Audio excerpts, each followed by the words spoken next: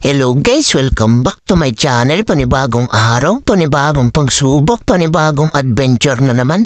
Ngayong gabi nga'y samahan nyo kami para manisid at manghibasan. Tingnan natin kung makakarami ang mga kasamahan natin dito. Kaya ito na, let's go!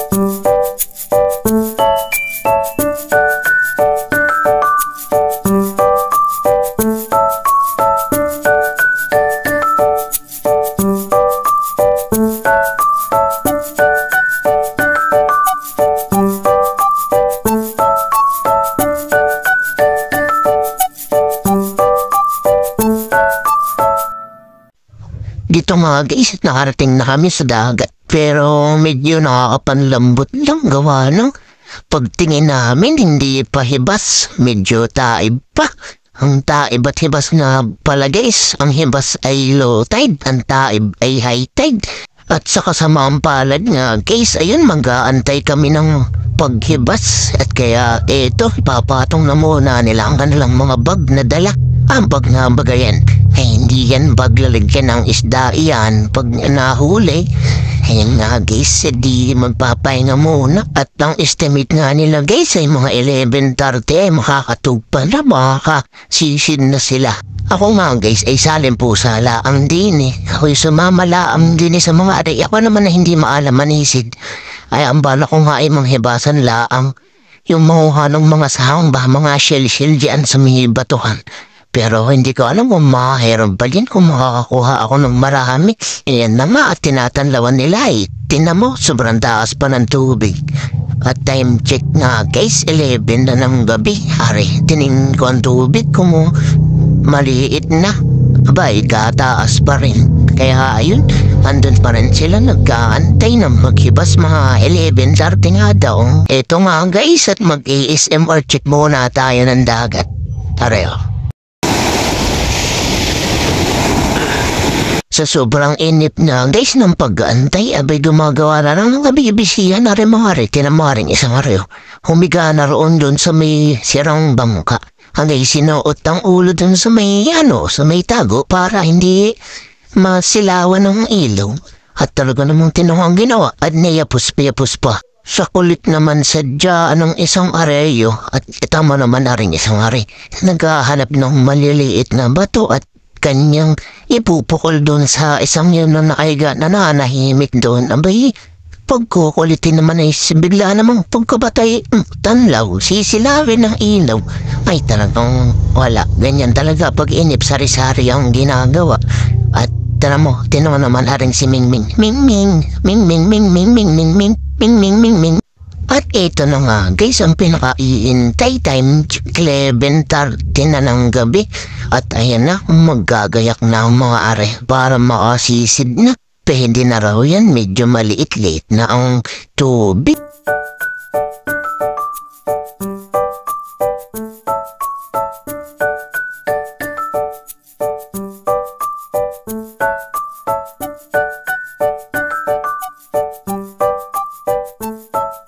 kung nagustuhan nyo nga ang video na to, pindutin mo na yung like button at subscribe ka na din.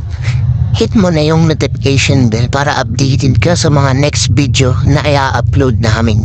Ito nga guys, at nagpe-prepare na sila sa kanilang mga susuotin at yung ay talaga namang mga bag nga are at talagang lagayan ng mga gamit at tinan mo aring isang mareo.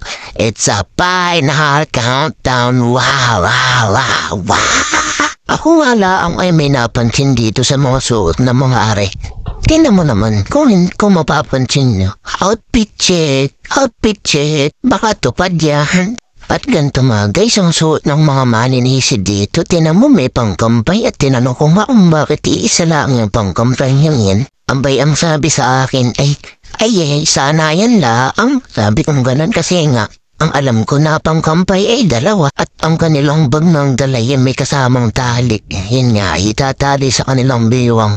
At higitin nila ang pag meron na silang nahuling isda. At ito na nga ay tapos na silang mag-outfit check. At aray na nga ang dalawa ay nauna nang tumog pa doon sa tubig.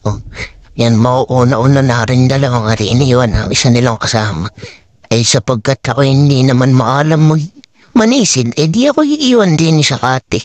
Sila ang diyan sa paninisid. Antayin ko pang maghibas para kayo yung makapaglakad-lakad dyan sa batuhan. Siyempre, wala tayong kasama. Hindi mag-aaliw tayo din mag-isa.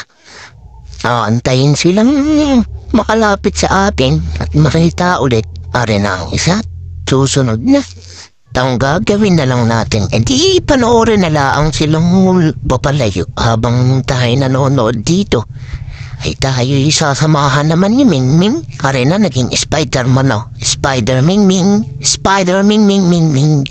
Buti na lang andito si Mingming at may kasama tayo habang tayo nag-aantay. Itong guys, 12:00 na ng gabi sa wakas. Napawi na ang aking pag-aantay. Ay may isang halaang akong problema din eh. Habang ako'y pinagbabatok ng mga aso, kailangan ko talagang pumunta sa tubig para ako hindi mahabol. Ay sapagka dami-dami namang nag-aabang sa akin, ay tinan mo yun tihatanlawan ko. Aso yun.